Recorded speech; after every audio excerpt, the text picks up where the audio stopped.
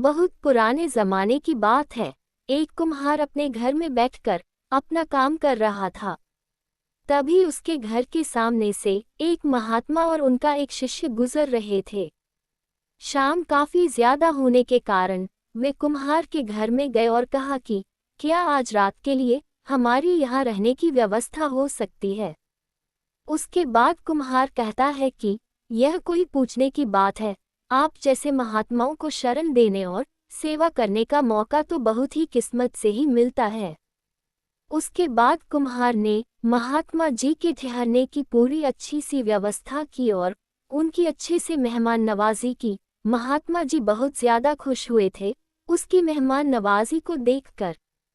जब महात्मा कुम्हार के यहाँ से जाने लगे तो महात्मा कुम्हार के पास आते हैं और कहते हैं कि तुम्हें 3 वरदान में दे सकता हूँ, बताओ तुम्हें क्या चाहिए।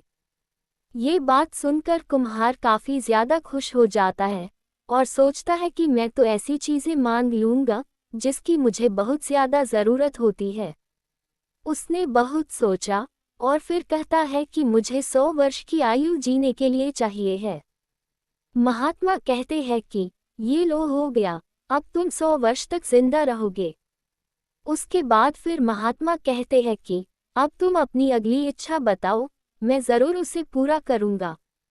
कुछ सोचने के बाद कुम्हार फिर कहता है कि आप मुझे ऐसा वरदान दीजिए कि मेरे पास कभी काम की कमी ना हो। महात्मा ने कुम्हार को ऐसा वरदान दे दिया और कहा कि अब से 100 वर्ष तक तुम्हारे पास काम की कमी नहीं होगी। उसके बाद महात्मा जी ने कहा कि अपना तीसरा वरदान बताओ। कुम्हार को अब कुछ समझ में नहीं आया और उसने जल्दबाजी में कह दिया कि इस कुर्सी पर जो भी बैठेगा वह मेरी मर्जी के बिना नहीं उठ पाएगा, ऐसा वरदान दीजिए। महात्मा जी ने वो वरदान भी उसे दे दिया।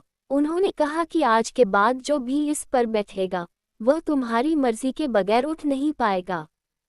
उसकी जिंदगी अब खुशी खुशी चलने लगी थी, उसे काम की कमी बिल्कुल भी नहीं हो रही थी।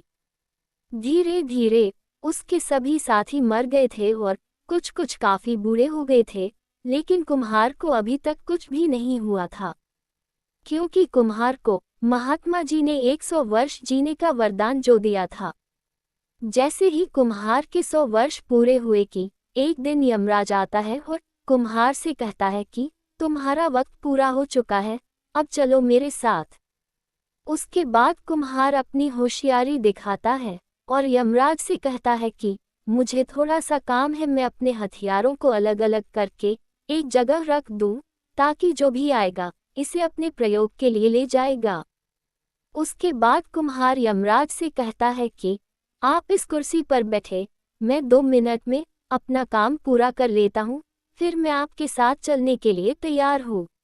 जैसे ही महात्मा जी द्वारा दी गई कुर्सी पर यमराज बैठता है, कुम्हार बहुत ज्यादा खुश हो जाता है। वह बहुत ज्यादा जोरों से हंसने लगता है और कहता है कि अब आप मेरी मर्जी के बगैर तो उठ नहीं पाओगे, इसलिए अब मुझे कोई नहीं मार सकता।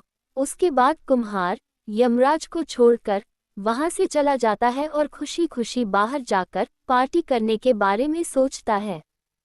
जैसे ही कुम्हार मुर्गे को काटने के लिए खोजता है तो मुर्गा कटकर तुरंत वापस जुड़ जाता है, क्योंकि यमराज जी को तो कुम्हार ने अपने घर कैद करके रखा था।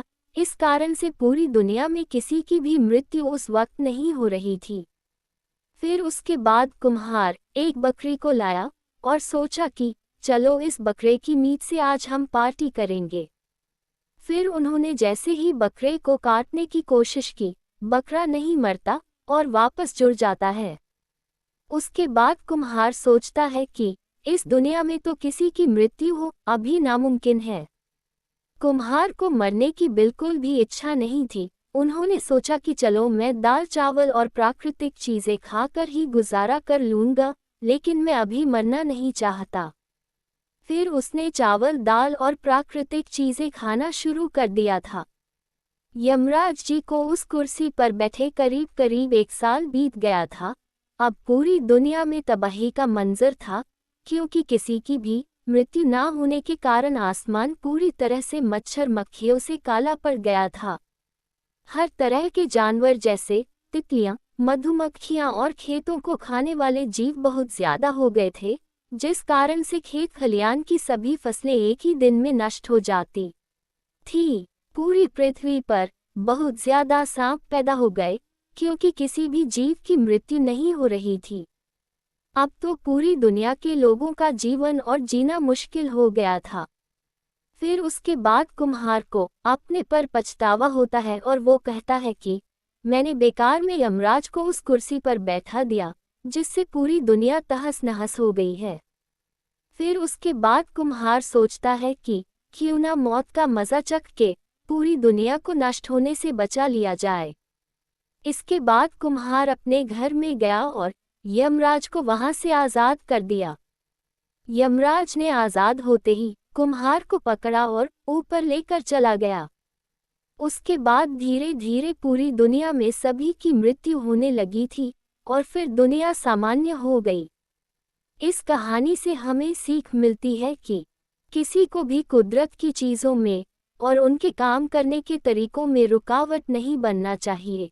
इससे पूरी सृष्टि के नियम को दिक्कत पहुंचती है। दोस्तों, कहानी अच्छी लगी हो तो इसे लाइक करें, शेयर करें और चैनल को सब्सक्राइब ज़रूर करें। धन्यवाद।